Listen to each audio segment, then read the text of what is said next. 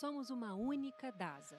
Para inaugurar uma nova era no cuidado com a Somos saúde una única tasa e para ampliar inaugurar una espaços nueva de era acessos, y para ampliar los proporcionando avanço espacios y el contínuo em acceso tecnologia, y dar proporcionar avance mais continuo segurança en para os tecnología conectados y e darle integrar más seguridad procedimentos para aproximar especialidades e e integrar fortalecer o procedimientos exercício da para las medicina, especialidades y sobretudo fortalecer el para ejercicio de la proporcionar medicina, a jornada de sobre todo saúde para completa em proporcionar que la acreditamos. jornada de E salud tudo isso, completa en hoje la que somos creemos, uma única DASA. con Valoriza e una fortalece mais sola do que DASA, nunca una a red que unidade valora médica e que busca estar à frente do nosso tempo, sem deixar nunca de estar frente a frente com as pessoas. y que está DASA adelante de é su para tiempo toda a sin que vida. esté siempre, sin dejar de estar siempre cara a cara ante la gente. DASA es para toda la vida. Olá, boa noite a todos. Meu nome é Rodrigo Foch, médico Hola, buenas geneticista do noches. grupo DASA, Soy Rodrigo e Foqui, continuando o trabajo nosso en ciclo de el grupo DASA, palestras, soy agora eu vou médico chamar o genetista. Ahora, para Dr. Carlos continuar nuestro Eugênio ciclo de ponencias, Fernandes de vamos a pasar la Andrade. palabra O Dr. al Carlos, doctor ele é Carlos médico Eugenio formado Fernández pela Andrade, Universidade de que es São Paulo, médico de la adjunto Universidad especialista de em San Pablo bioquímica con e genética maestría médica. en genética médica. Ele é médico geneticista Es da médico Gene One DASA genetista e da de Gene Secretaria One Municipal DASA, de Salud falar de la ciudad de San sobre o que Pablo, são as doenças y nos va a genéticas hablar e quando sobre qué deve son las encaminhar enfermedades para o médico genéticas y geneticista. cuándo derivar a un médico genetista. Carlos, bem-vindo. Bienvenido, doctor Carlos. Hola, Rodrigo. ¿Cómo están? Buenas noches. Tudo bem, Carlos. Depois da sua palestra, a gente vai retornar Bien, para as doctor perguntas, Carlos. tá bem? Después de la Então, charla, fiquem vamos a numa tener también excelente una sesión de palestra. Carlos, preguntas. excelente. Que tengamos una excelente charla. Bien, muchas gracias. Gracias, Rodrigo. Nuevamente, buenas noches. Hoy vamos a hablar sobre qué son las enfermedades genéticas y cuándo tenemos que derivar al médico genetista.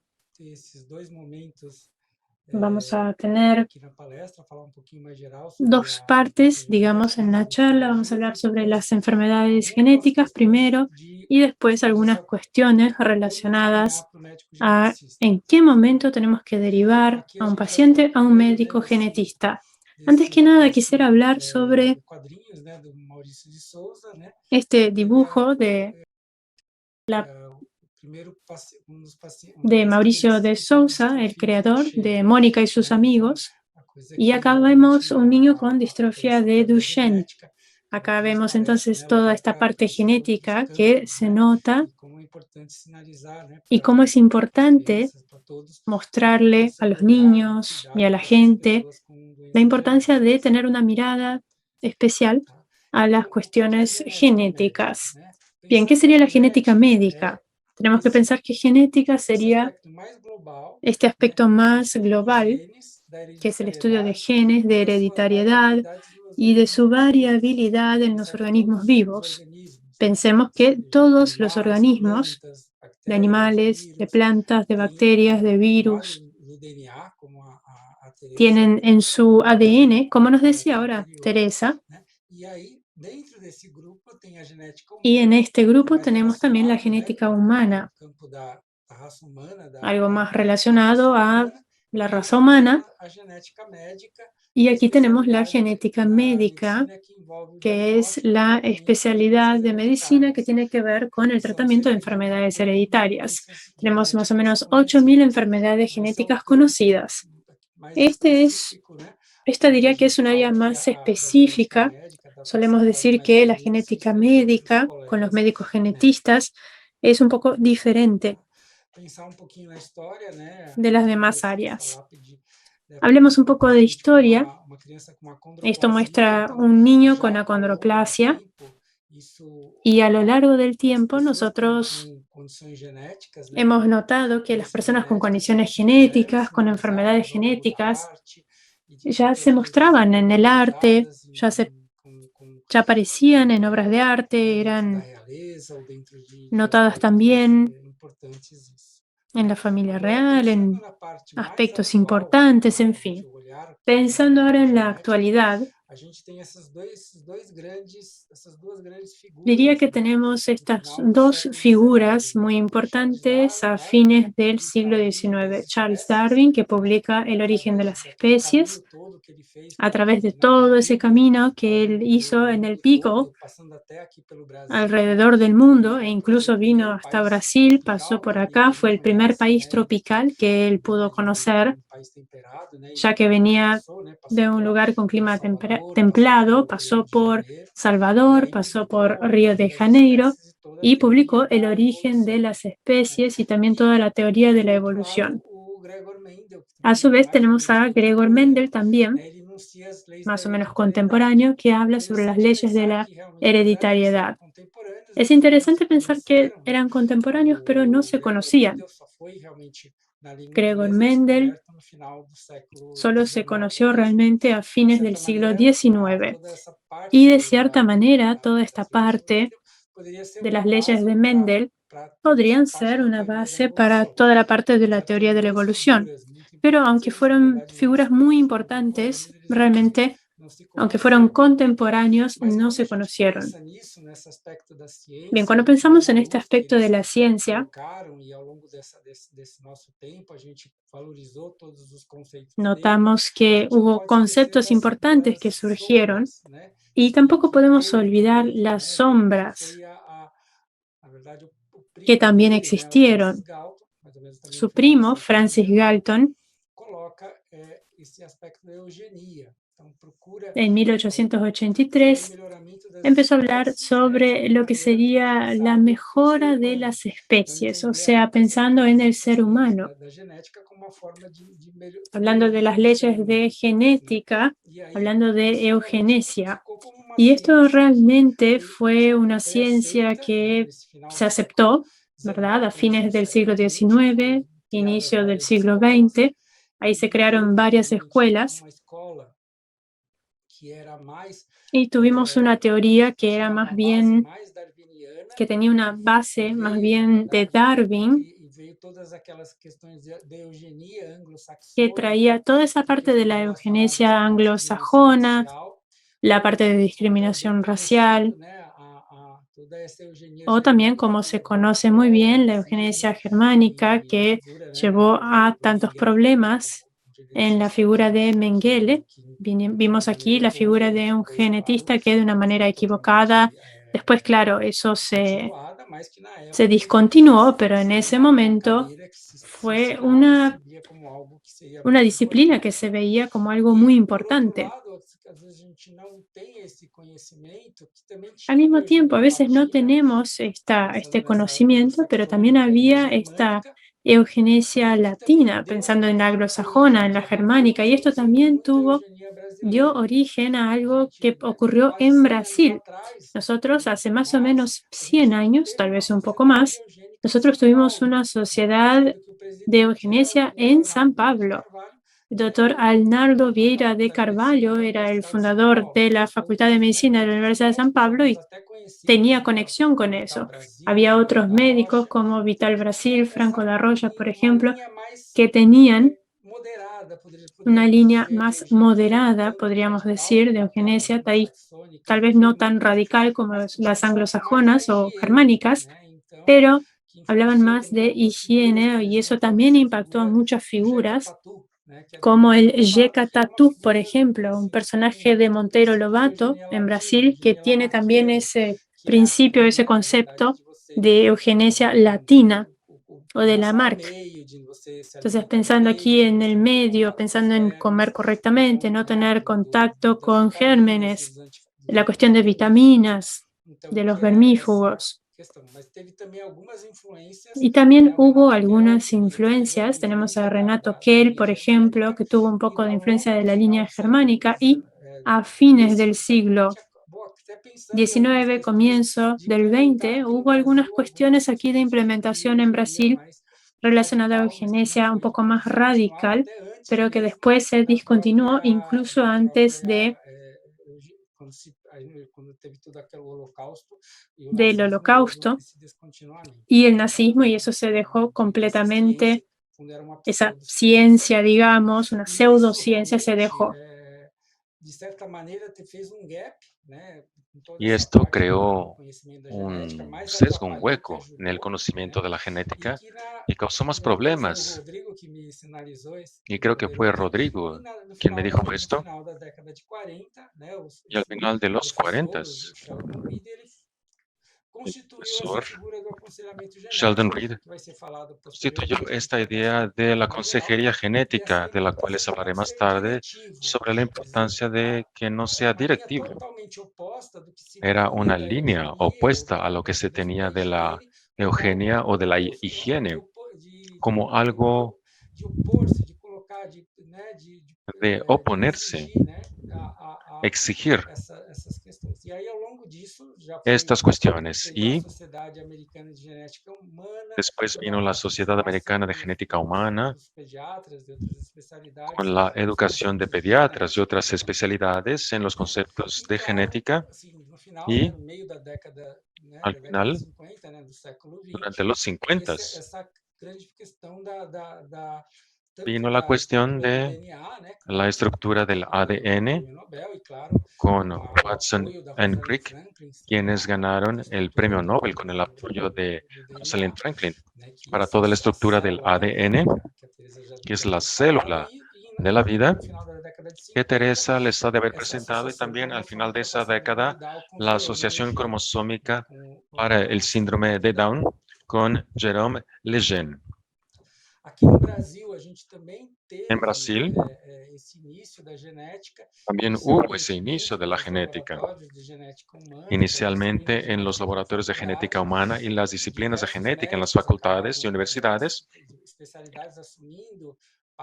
Varios médicos en sus especialidades se ocupaban de esa parte del estudio de la genética. Y durante el final de los 70 hubo el primer programa de residencia en genética médica y posteriormente lo cerraron porque no hubo una residencia o especialidad, y al inicio de los 80 hubo una ley que definió eso, y en 1986 se creó la Sociedad Brasileña de Genética Médica. Y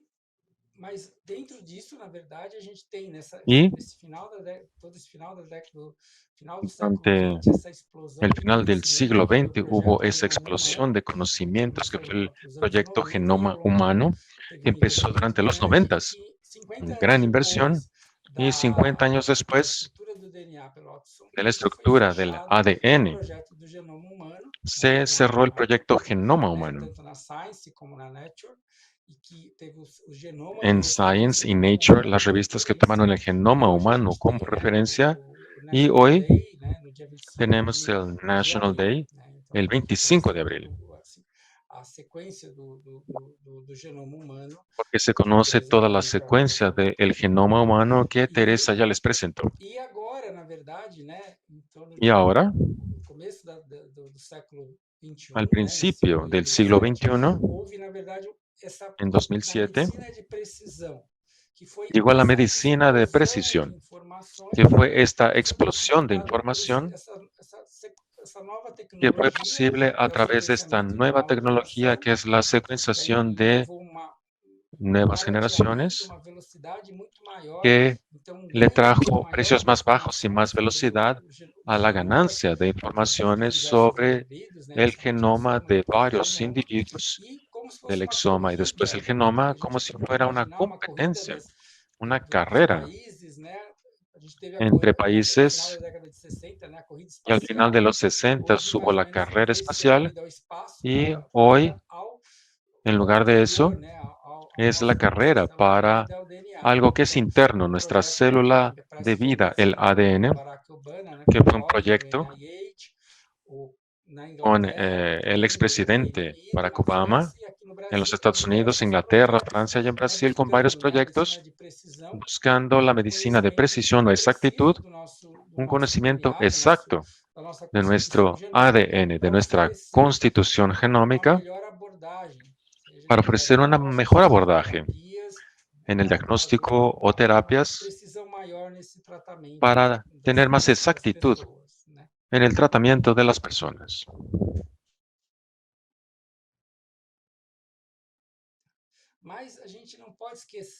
Pero no podemos olvidarnos que además de esta visión de la medicina exacta o de precisión, hay otro tipo de manera de ver la genética, que es la parte de las enfermedades raras, que es uno de los puntos también que es en National Day y esa figura rosa. Es algo que nos lleva a pensar en la importancia que no vino de la academia. Ese concepto de enfermedades raras gana más visibilidad a través de una persona que es la señora Bell Myers, una ama de casa, y su hijo empezó a participar en una investigación clínica y porque la industria no daba incentivo, porque va pocas personas con ese síndrome, se descontinuó esa investigación y ella junto con otras personas al inicio de los 80s pudieron mover tanto a la gente de la academia y a la gente en la Cámara Legislativa y en la Cámara Ejecutiva en los Estados Unidos y se publica el acta para medicinas huérfanas o fármacos huérfanos con toda la revolución que hubo con esas nuevas medicaciones para gente con enfermedades raras. Y ella escribió un libro que pueden descargar en Internet que se llama Medicamentos Huérfanos, una cruzada global, en donde cuenta esa historia. Ella cuenta esa intimidad que tenía con varios investigadores, médicos, al final de los 80s, los inmunobiológicos y estas nuevas medicaciones que llegaron después. ¿Y qué es una enfermedad rara?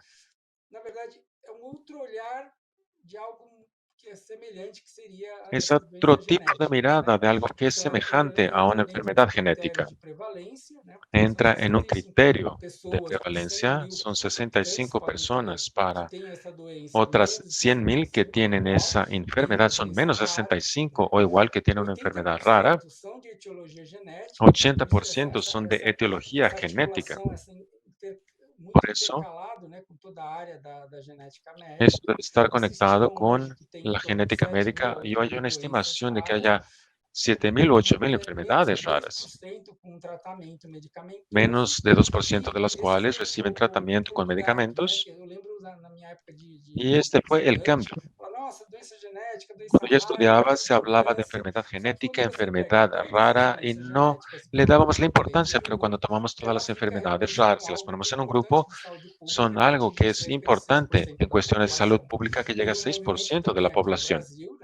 Aquí en Brasil también hubo un movimiento que terminó también con la unión de la academia, administración y participación social, que sería darle voz a la gente con enfermedades raras o genéticas, que terminó con la publicación del decreto 199 del 30 de enero del 2014. Implanta la atención a enfermedades genéticas y raras en el Sistema Único de Salud brasileño, el Sistema Público de Salud. Y la especialidad de genética médica llega al final de los 80s y solo ahora, mucho tiempo después, en 2014, se aprobó ese decreto dentro del sistema de salud público que le da atención a personas con enfermedades genéticas y enfermedades raras. Y al hablar de genética médica, aquí tenemos también el Día Nacional. Nos presenta 4 grupos que quiero presentarles, porque hablaremos sobre eso. Y uno de ellos es medicina reproductiva, que es todo el área relacionada al embarazo, concepción y la formación de un nuevo individuo, la farmacogenética, que es otro campo grande en las pruebas genéticas y genética médica. El cáncer, como Teresa ya lo dijo, es una parte importante. El cáncer es una enfermedad genética y tal vez cuando yo estudiaba, yo me gradué en 1990 y alguien me dirá que eso sería una locura en esa época, que es pensar que no estamos solos en el mundo. Hay una infinidad de bacterias y virus. Y esa parte en la que se puede estudiar el microbioma intestinal, puedes influir hasta en tu comportamiento.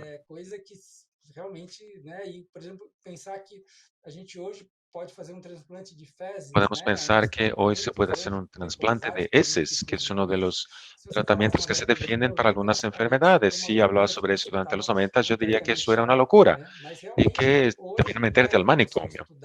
Pero hoy, estudiar metagenómica, la genética de los microorganismos, y pensaba en la pandemia del coronavirus, junto con la secuenciación genómica de las variantes, esto gana mucho más importancia porque pensamos ahora que estamos en un ecosistema, en un medio ambiente, en el que esta influencia también es importante que viene de afuera, de estos otros organismos. ¿Cuál es entonces el campo del genetista?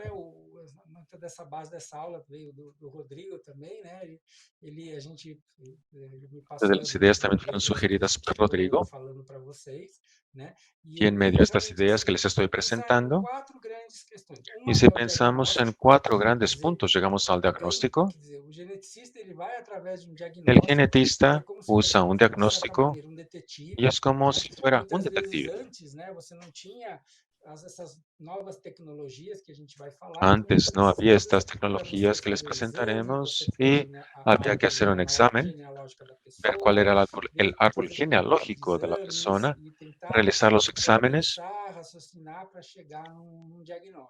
para así poder llegar a un diagnóstico. Con muchas enfermedades sigue siendo así. Se puede hacer un diagnóstico clínico y no era necesario varios exámenes, pero ahora con la nueva tecnología hubo una gran explosión de conocimiento para facilitar el diagnóstico. Y menos de 2% hubo algún tipo de tratamiento. Entonces se podría pensar, ok, ¿para qué hay que investigar si no vas a tratar nada de esto? Que es lo que me decían cuando yo estaba en la universidad como residente. Pero hoy sabemos que hay una línea de cuidado. Y si tienes un diagnóstico para un paciente, aún para las enfermedades que no tienen tratamiento,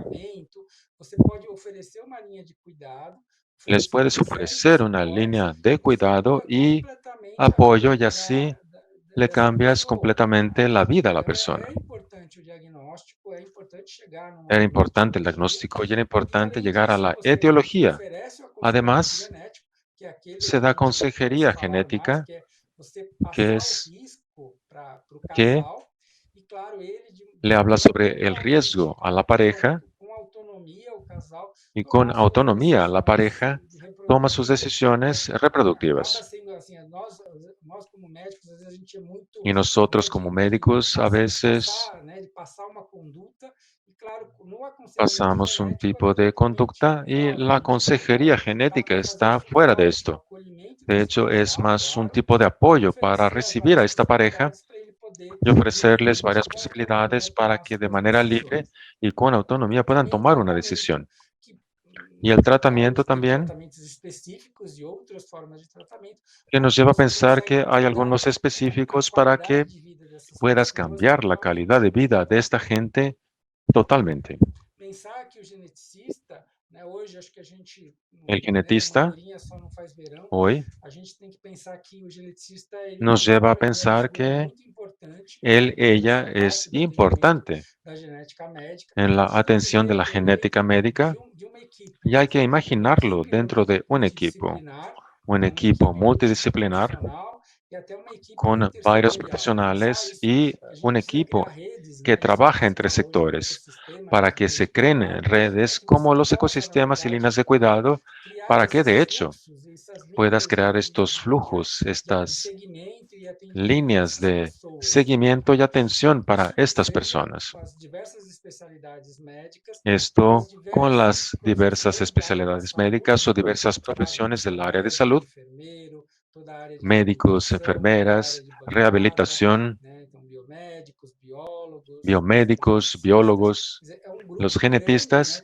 Es un gran grupo que intenta brindarle apoyo y ayuda a los pacientes con relación a su diagnóstico, y también en 3 sectores. Es decir, al pensar en una enfermedad genética que es para toda la vida,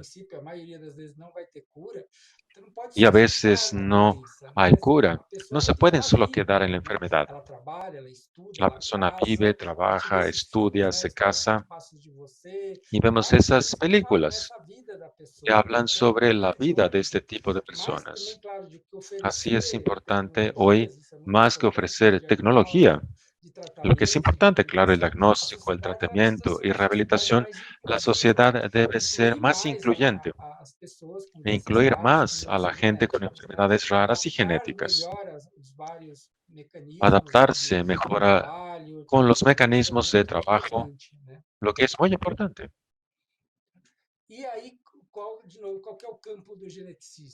¿Cuál es entonces el campo del genetista? Tenemos el diagnóstico, determinar la causa del problema clínico. Es importante que se llegue a un diagnóstico, así se puede hacer a través de criterios diagnósticos. Así gran parte de estas enfermedades se llevan al diagnóstico a través de criterios, y a veces también se utiliza toda la estructura de la medicina, los exámenes bioquímicos y de diagnóstico, pero debe tenerse la historia familiar o la genealogía. Es necesario que haya ese tiempo de charla con las familias, y muchas veces lo vemos diariamente. Hablamos con ellos, sí. Después de algún tiempo nos dicen, yo tengo un pariente aquí y tal.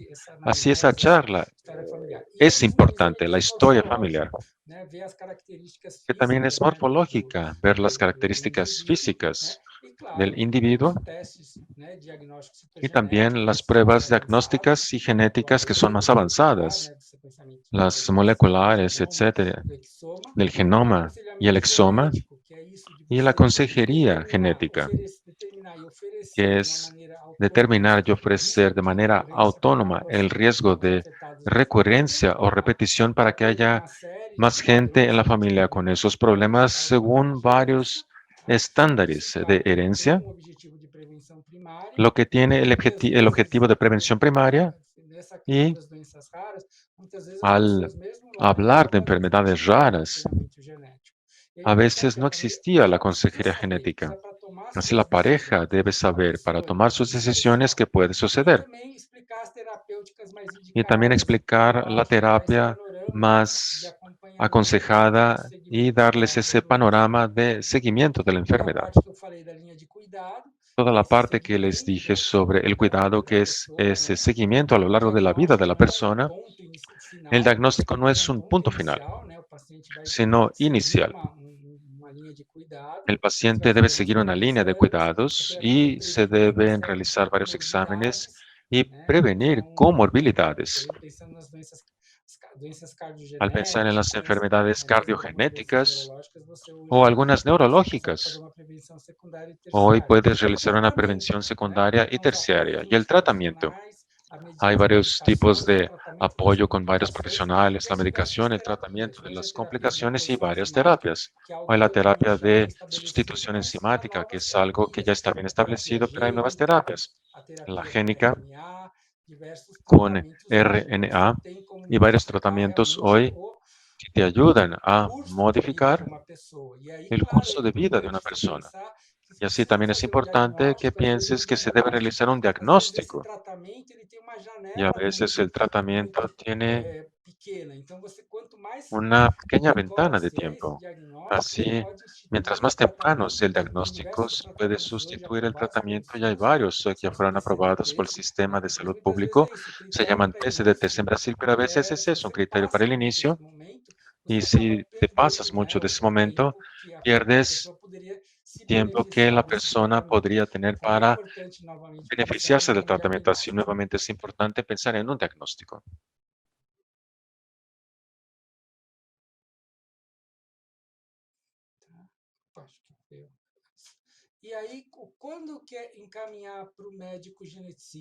¿Cuándo derivamos a un médico genetista? Aquí quiero hablar un poco sobre ese tema, sobre algunas cuestiones relacionadas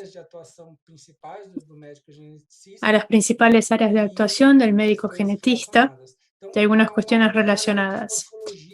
Aquí pensamos en la parte de dismorfologías, las partes congénitas. Podríamos pensar aquí, por ejemplo, que cualquier paciente con malformación congénita sería interesante hacer una evaluación del genetista. Pero pensando realmente que hoy somos pocos, acá en Brasil somos más o menos 300, podríamos tener algunos criterios para señalizar cuáles son las situaciones más importantes para derivar al médico genetista.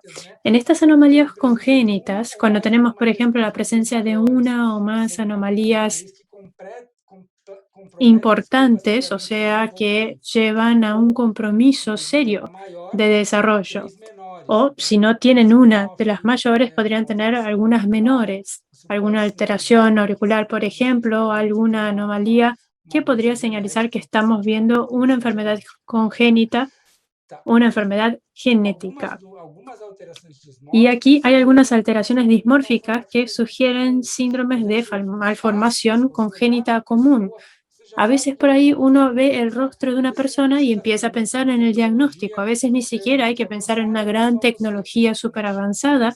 Con tan solo mirar el gestalt de estos hallazgos, uno puede llegar al diagnóstico del paciente. También está el caso de las alteraciones dismórficas y de retraso de desarrollo neuropsicomotor, problemas de talla baja y también deformidades óseas. Son cosas que muchos genetistas saben que es una gran área. Bien, y frente a todo esto, también tenemos que pensar en el déficit intelectual, un retraso en el desarrollo y el trastorno autista. También tenemos el espectro autista. No todas las enfermedades son raras. Hay algunas que, como ya hablaremos más adelante, después de las enfermedades multifactoriales, pero en fin, que son importantes y que tenemos que ver si hay consanguinidad, si hay historia en la familia, si hay otras personas que hayan sido afectadas en la familia, si hay algún tipo de dismorfia. Entonces, por ejemplo, una persona que tiene un déficit intelectual y también cardiopatía, un problema en el corazón. Y tenemos que pensar en otras cosas que puedan tener interfaz, conexión con la genética, cardiogenética, por ejemplo, neurogenética y otras especialidades que también discutiremos a lo largo del curso. Aquí, por ejemplo, tenemos un niño con un síndrome que ya tiene un déficit intelectual, como podemos notar algunos trastornos, algunas señales como la oreja, el rostro más elongado. Aquí tenemos, claro, la confirmación con un estudio específico. Este niño, por ejemplo, tiene trastorno del espectro del autismo y así hacemos un asesoramiento genético para la pareja también. Otro grupo importante que voy a mencionar serían los errores innatos del metabolismo. Estamos hablando de enfermedades donde uno tiene una alteración genética que lleva a una alteración de una enzima específica y esa alteración enzimática lleva a toda una alteración en la homeostasis del organismo de ese niño o de ese paciente y también una serie de afectaciones. Aquí tenemos un grupo importante porque a veces hay tratamiento. Más precoz sea el diagnóstico, más temprano sea, uno puede hacer el tratamiento. En algunos casos no hay tratamiento, es verdad, hay simplemente medidas de soporte, pero en algunos casos sí hay tratamiento y hay errores innatos que se pueden tratar. Es importante hacer un diagnóstico cuanto antes para empezar esa terapia cuanto antes. ¿Cuáles serían las señales que nos hacen pensar en un error innato? Bueno, serían pacientes con síntomas neurológicos, por ejemplo, serían síntomas que vienen acompañados de otras cosas, gastrointestinales, respiratorios, cardíacos, sin causa aparente a veces hipotonía, letargia, coma, convulsiones, ataxia. Puede haber un retraso de desarrollo, una regresión neurológica. Puede haber también algunas alteraciones en alimentación, ictericia que se va extendiendo, fallo hepático, problemas cardiológicos, miocardiopatías, una debilidad muscular a veces puede ocurrir también, alteraciones metabólicas específicas. Todo eso puede mostrar, por ejemplo, la medición de amonía también es importante, hiperamonemia también sería un examen fácil en urgencias, en la UCI, y así se puede hacer el diagnóstico de un niño, de un bebé, con alguna alteración, un error innato, acidosis, urea, en fin. Y muchas veces ese niño, ese bebé, nace normal y aparentemente tiene una evolución completamente inesperada.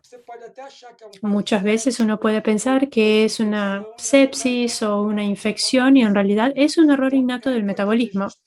O sea que es muy importante que tengamos, digamos, la antena parada, por decirlo así, estar muy alertas porque eso puede ocurrir en niños, en adultos, incluso en personas añosas. Puede que tengamos frente a nosotros un error innato del metabolismo y hay que derivar a un médico especializado, a un médico genetista, ese error innato para poder investigar mejor, hacer pruebas bioquímicas, hacer estudios genéticos moleculares para el diagnóstico.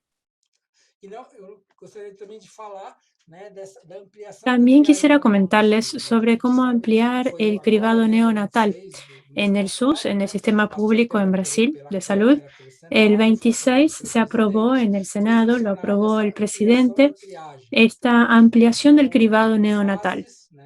O sea que son fases y uno puede hacer un rastreo. Hoy, por ejemplo, el proyecto es para hacer el rastreo de 53 tipos de enfermedad y se puede hacer un diagnóstico precoz de esa manera para esos bebés antes de que aparezcan los síntomas muchas veces. La idea es implementar los tratamientos a partir de ahí y, quién sabe, llegar a la cura de los errores innatos del metabolismo y también de otros errores innatos de la inmunidad. O sea que esto cambia completamente la vida de estos niños. Tenemos algunas experiencias en algunos estados en Brasil, como en Minas Gerais, Paraná, en el Distrito Federal también. Hace más o menos 10 años que hacen ese tipo de cribado. Hay algunas secretarías como la de San Pablo que tienen proyectos de ampliación de ese cribado justamente para ofrecer a los niños una mejor expectativa de vida. Además de todo esto, tenemos la parte de oncogenética, que sería una evaluación de los síndromes para predisposición al cáncer. Todo cáncer es genético, pero no siempre es hereditario. Entonces, ¿cómo vamos a entender esta diferencia? Bueno, además del tratamiento con el oncólogo, con los cirujanos, etc., una evaluación del genetista es interesante para hacer asesoramiento genético.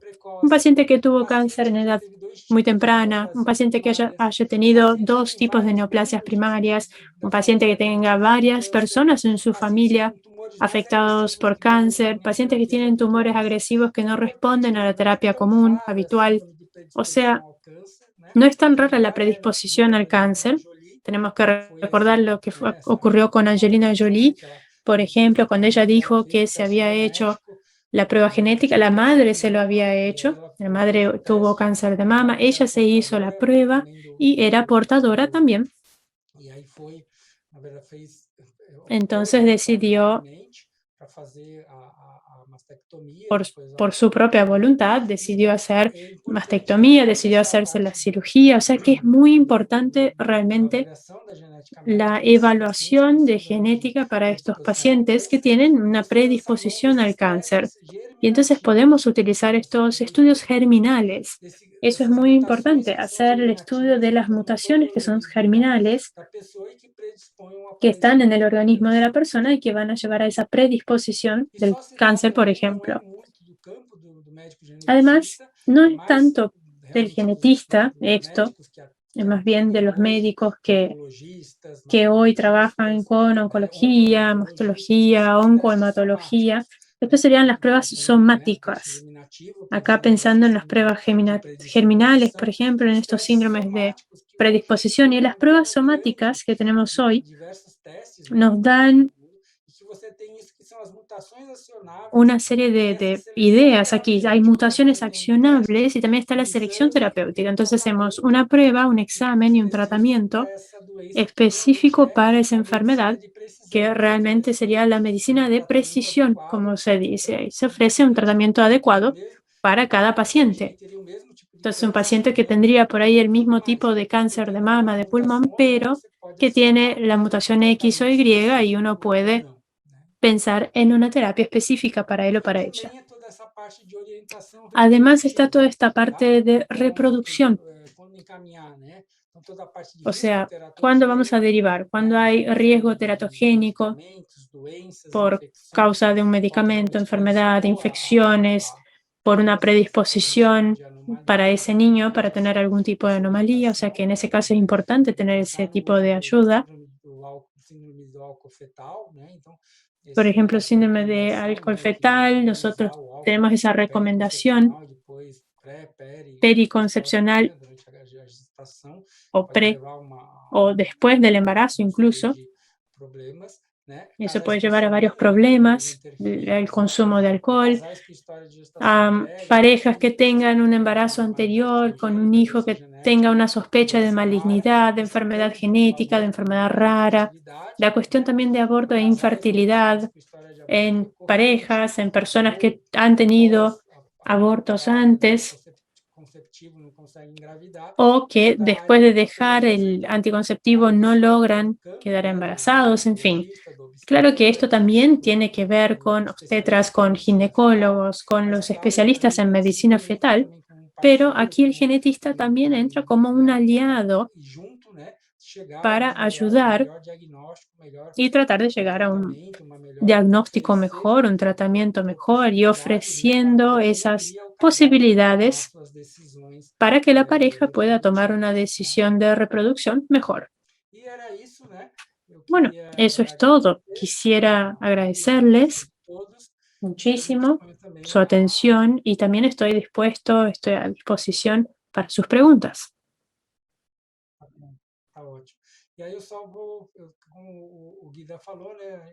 Como decía Guida al principio, trabajo con el núcleo de asesoría médica, el NAM, o sea que le damos atención exclusiva a los médicos en todo el país, hacemos discusión clínica, hablamos de exámenes y metodologías, hacemos también toda la parte de discusión, ofrecemos apoyo siempre que necesario, y acá está también nuestro número de WhatsApp si necesitaran. Y en genómica.com.br también tenemos ese canal y estamos a disposición. Muchas gracias.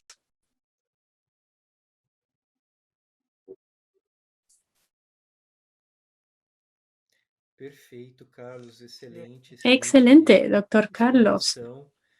Muy buena la explicación. Pienso que cuando hablamos de genética para no genetistas, o sea, para el público, así la audiencia en general que trabaja con la salud, pienso que siempre es importante que tratemos de entender cuál es el gran rol de un genetista clínico. Voy a aprovechar porque nos llegaron algunas preguntas. De hecho, una de las primeras aquí tiene que ver con lo siguiente. Me parece que es algo que nosotros, genetistas, siempre discutimos o siempre nos preguntan sobre este tema. Y por eso creo que es interesante que aprovechemos a discutirlo acá también. El asesoramiento genético, la solicitud de exámenes y análisis de resultados vienen solamente de los médicos genetistas o de otras profesiones que también pueden hacerlo, por ejemplo, biomédicos y otras áreas de la salud. Este es un tema interesante. Siempre nos preguntan, me parece, ¿no? Como médicos genetistas siempre escuchamos este tipo de preguntas. Así que vamos a aprovechar la oportunidad para discutirlo acá. Doctor Carlos. Sí, bien. El proceso de asesoramiento genético es un proceso específico. De hecho, creo que vamos a tener una clase específica de asesoramiento genético. a priori forma parte de la acción del médico, pero realmente yo pienso que en otros países uno tiene, por ejemplo, en Estados Unidos uno tenía el rol del genetic counselor, el consejero genético, o sea, eso ya es una figura, pero en Brasil no teníamos ese tipo de figura. Y en realidad genética acá como que no tenía una regulación per se. Después, con el decreto 199 en Brasil, inicialmente tuvimos una apertura hablando sobre las responsabilidades del médico genetista. Después se abrió todo un diálogo con la sociedad. Claro que en otras sociedades del área de la salud también, pero todos entendieron que tenía que ver con las competencias de las demás sociedades también. Es importante decir que incluso en el decreto del ministerio nosotros tenemos una serie de recomendaciones para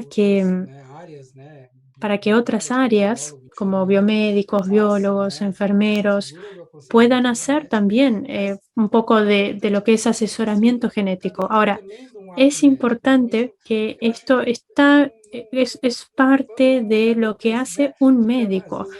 O sea, no podemos estar en esta discusión de por vida diciendo es mío, no, es mío. No, creo que realmente es algo general, tenemos espacio para todos. Pienso que la genética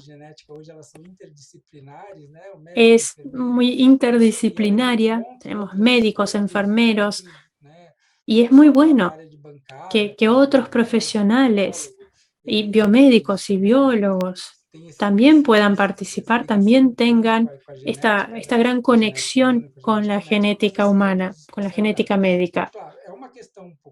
O sea que, claro que es una cuestión un poco delicada, es verdad.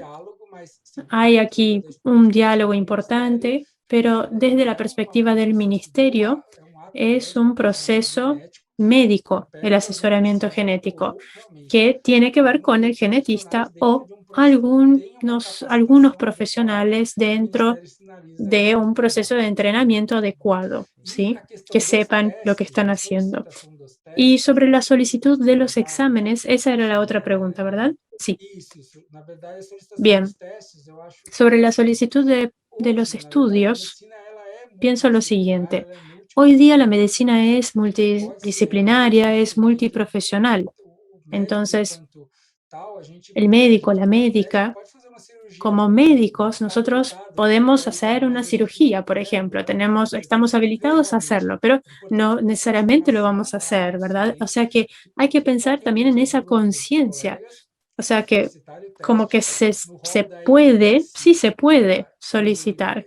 En el rol de ANS, por ejemplo, de la Asociación de Salud aquí, incluso tienes más información sobre la salud suplementaria aquí en Brasil, tal vez puedas complementar, pero volviendo a lo que decía, en la genética hoy tenemos más posibilidades de pruebas, de estudios, pero cuanto más ampliemos todo eso, puede haber más y más dudas, preguntas. Por eso uno tiene que estar para apoyar. Hay que pensar siempre, en primer lugar, qué es lo más importante para el paciente, para cada paciente. Y por eso es interesante pensar en algo multidisciplinario, en una buena alianza entre distintas especialidades, ¿verdad, Rodrigo? Sí, seguramente. Esa fue la primera pregunta que se comentó. Fue interesante para abrir la discusión. Creo que en primer lugar tenemos que comentar algo cuando hablamos de genética médica. La genética es un área de ciencia básica, de biológica, de ciencias biológicas. Cualquier profesional que tiene que ver con ciencias biológicas normalmente tiene algo de estudios en ese sentido también. Pero la genética médica es una especialidad médica. Tenemos que decir que la genética médica son proporcionales a pensar, por ejemplo, en lo que sería anatomía y cirugía cardíaca. O sea, la genética es un área de conocimiento básica y la genética médica es una especialidad médica y por eso tiene sus especificidades también. Nosotros tenemos que entender, cuando hablamos de asesoramiento genético, el asesoramiento genético hoy día tiene toda una clasificación, están las diferentes etapas y entendemos que algunas de esas etapas del asesoramiento genético son multidisciplinarias, o sea que implican una serie de profesionales, no médicos necesariamente, pero muchos profesionales. Cuando hablamos de riesgo de recurrencia, por ejemplo, y cuando hablamos de asesoramiento genético, preestudio también, o sea, ayudar a entender qué es una prueba genética, cuáles son las implicaciones. Son conocimientos importantes que van más allá, me parece, de lo que es genética básica y son de competencia del área médica y también pueden serlo de otros profesionales.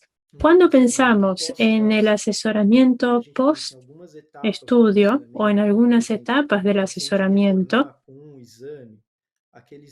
cuando un paciente vuelve con un examen, ese examen nos va a ayudar con el diagnóstico.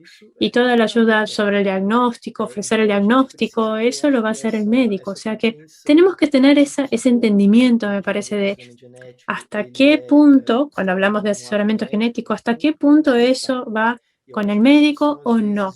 Creo que la discusión a veces, por lo general, los grupos que lo discuten, las instituciones que lo discuten, que hablan de la formación adecuada para un genetista, saben eso, pero me parece que eso no se discute de una manera tan adecuada por ahí dentro de lo que es la graduación. También estamos hablando de la solicitud de exámenes genéticos, lo que está conectado a un diagnóstico. Y como principio, un diagnóstico es un acto médico. No me parece que deba ser exclusivo del médico genetista. Hay otras especialidades que tienen bastante conocimiento y la capacidad de solicitar e interpretar esto, pero también hablaste sobre algo importante. Y volvemos al mismo punto. La genética es un área esencial, pero la genética médica es una especialidad médica. Así hay que entender la limitación de la comprensión y también de ofrecer algún tipo de directriz sobre estos exámenes y también algo que hacemos mucho son estos cursos de capacitación y orientación, no solo para médicos genetistas, y a lo largo del curso van a entender qué es cada examen, qué es lo que se recomienda para cada uno, o al menos tener una mejor idea de la que tienen hoy, qué es el objetivo que tenemos para evitar conductas equivocadas y algo similar. Rodrigo, yo creo que sí tenemos la genética hoy y la materia básica, y a lo largo de nuestro curso de medicina no hay genética aplicada. Sería bastante saludable que el médico primero salga de la carrera de medicina y a veces no tiene suficiente información. Felicito a todo el equipo aquí que está dando el curso gratuito de formación y ayuda. Al preparar esta clase, Mara Gabrilli dijo, debía haber un curso en el área de genética de graduación. Tenemos ese curso que tenemos en los primeros años, pero todavía estamos verdes. Yo recuerdo de mi educación sobre genética en el primero y segundo año de la carrera. Y a veces es importante, puede ser alguien que tenga esa información dentro de la universidad, pero debes tener esa educación más aplicada y eso muchas veces pasa. Es algo que vemos.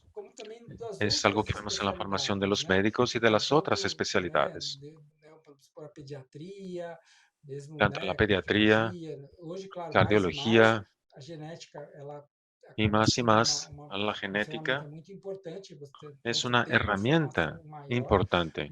Así hay más formación, pero lo que dijiste es importante porque hay algunos conceptos que son muy importantes. Y no puedes decir, ya no puedes tener más hijos, ya no los tengas. ¿Cómo sucede algo así como eso? Y a veces hay algunas conductas que la gente adopta con buenas intenciones, pero eso crea muchos problemas a la hora de cuidar a una persona.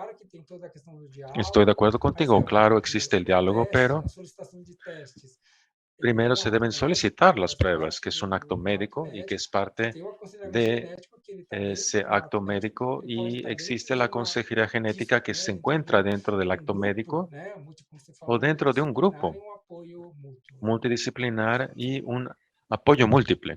Perfeito.